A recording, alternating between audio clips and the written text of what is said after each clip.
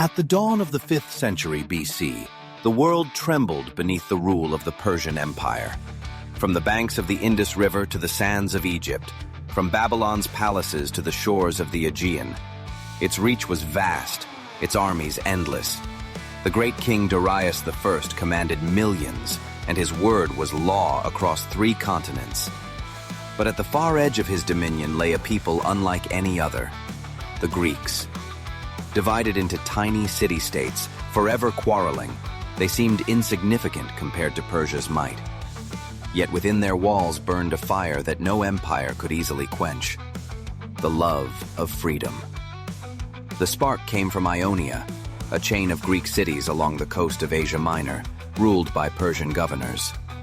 Weary of tribute and tyranny, they rose in rebellion.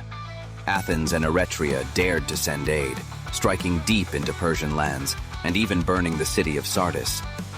The insult seared itself into Darius's pride. From that day, he swore vengeance on Athens. Legend says he ordered a servant to whisper into his ear every night at dinner, "Master, remember the Athenians." In 490 BC, Darius launched his retribution.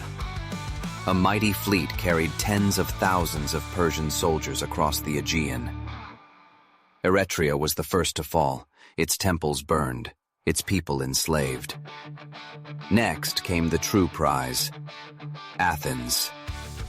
The Persians landed at Marathon, a plain northeast of the city. There, 25,000 Persian warriors faced a mere 10,000 Athenians, and their allies from Plataea. Outnumbered more than 2 to 1, the Greeks stood with nothing but their bronze shields, their long spears, and their unbreakable courage. The Athenians chose boldness over fear. Their general, Miltiades, ordered an attack. Across the plain they charged, a wall of bronze crashing into the sea of Persian archers and cavalry.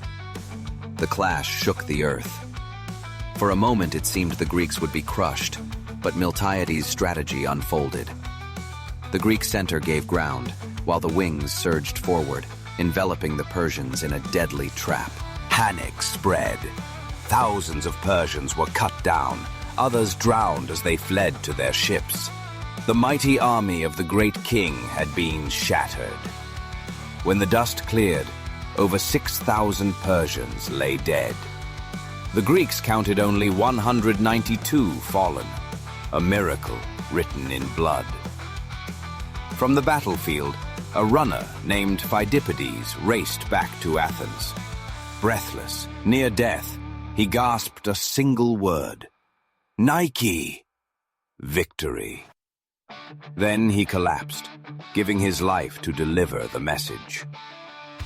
Marathon became a symbol for all time, the day when a handful of free men defied the greatest empire on earth and won. 10 years after Marathon, Darius was dead, but his son Xerxes I inherited the throne and the thirst for vengeance. Unlike his father, Xerxes sought not just punishment, but conquest. He would bring all of Greece to its knees. He gathered an army the likes of which the world had never seen. Ancient chroniclers spoke of more than 1 million men, though modern scholars count hundreds of thousands.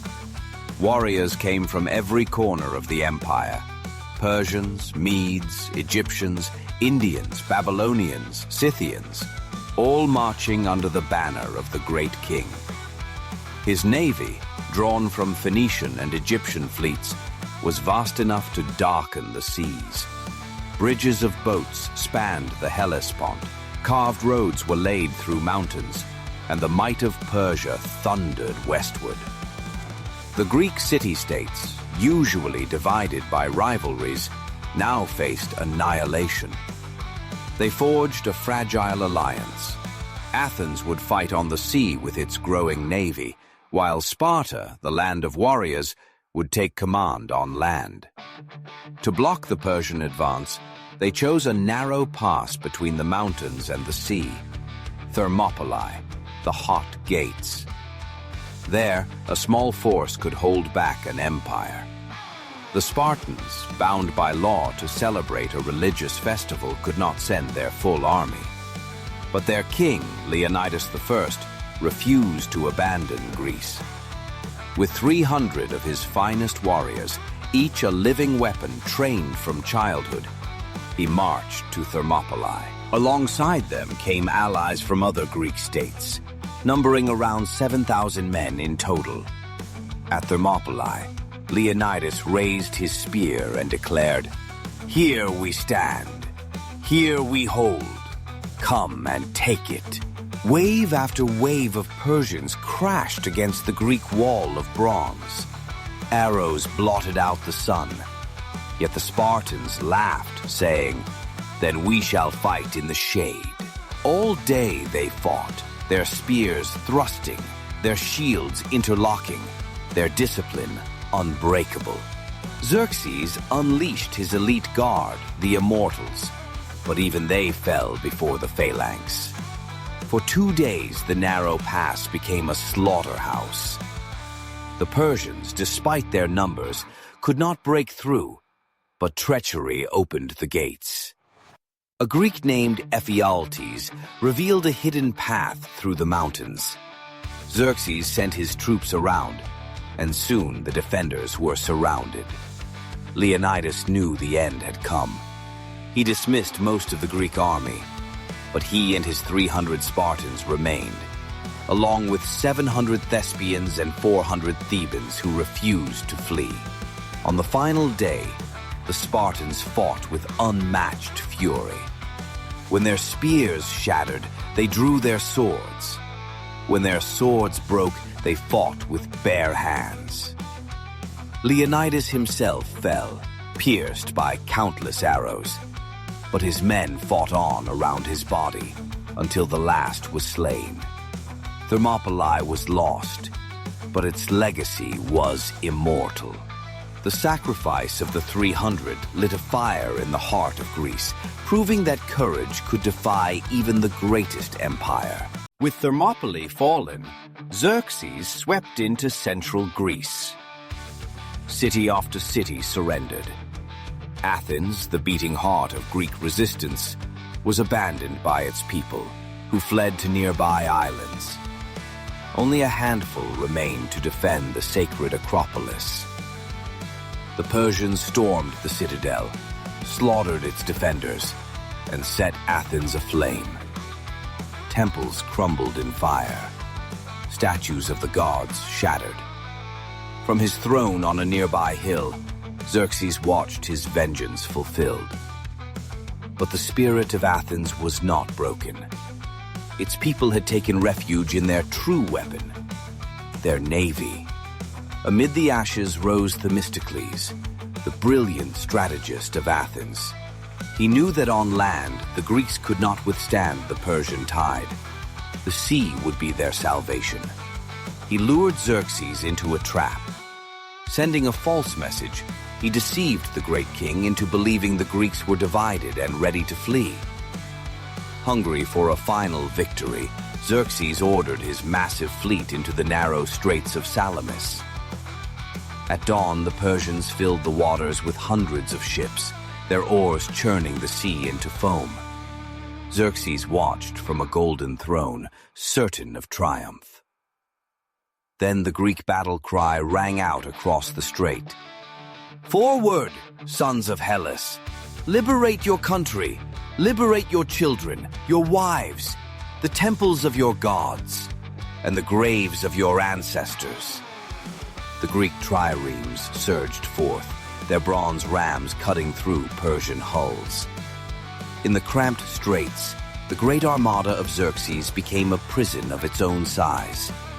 Ships collided, oars shattered, and confusion spread like wildfire. Greek triremes struck with precision. One after another, Persian vessels splintered and sank. Warriors fought hand-to-hand on the decks, spears clashing, arrows flying. The cries of the wounded echoed across the waves. Soon the mighty Persian fleet was in chaos, its numbers useless in the narrow passage. The Greeks, fewer but more disciplined, carved their way to victory. By nightfall, the strait was littered with wreckage. Hundreds of Persian ships lay broken, while the Greek fleet stood triumphant. From his throne, Xerxes watched in horror as the pride of his navy was annihilated. Fear struck him. If the Greeks destroyed the bridges across the Hellespont, his army would be trapped in Europe, cut off from Asia. Terrified, the great king abandoned the campaign, retreating with the bulk of his forces. He left behind a general, Mardonius, to finish what he could. Salamis had turned the tide. A handful of free cities had crippled the might of an empire. Though Xerxes fled after Salamis, he left behind a massive force under his trusted general Mardonius. The Persians still held much of Greece, and victory was far from certain. Mardonius sought to crush the Greeks once and for all on land, where Persian cavalry and numbers could dominate. The Greeks, sensing destiny at hand, gathered their armies.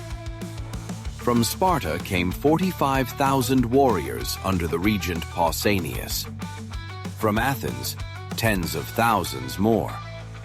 Allies from across the land joined them, until nearly 100,000 Greeks stood together, united as never before. In the summer of 479 BC, the two armies clashed on the plain of Plataea. At first, the battle hung in the balance. Persian archers rained arrows, cavalry harassed the flanks, and confusion spread among the Greek ranks.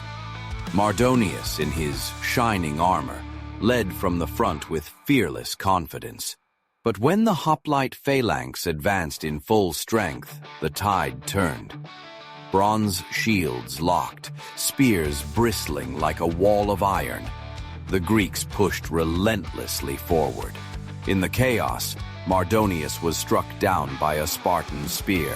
His death shattered Persian morale. Their army, once a sea of power, dissolved into panic. Thousands were slain, the rest fled. On the field of Plataea, Greece had won its greatest victory on land. But fate decreed a twin triumph. On the very same day as Plataea, far across the Aegean Sea, the Greek fleet struck the Persians at Mycale on the coast of Asia Minor. The Persians, already battered, fortified their camp and drew up their ships on the beach. But the Greeks stormed ashore, burning the camp and setting the fleet ablaze. Fire consumed the last hope of Persian control in the Aegean. The double victory was no coincidence. The Greeks believed it the will of the gods, a sign that freedom was theirs by divine decree. With Plataea and Mycale, the Persian invasions ended. Greece was scarred, its temples in ruins, its cities battered, but it had endured. The victories had saved not only a people, but an idea. The idea that citizens could rule themselves, that freedom was worth dying for.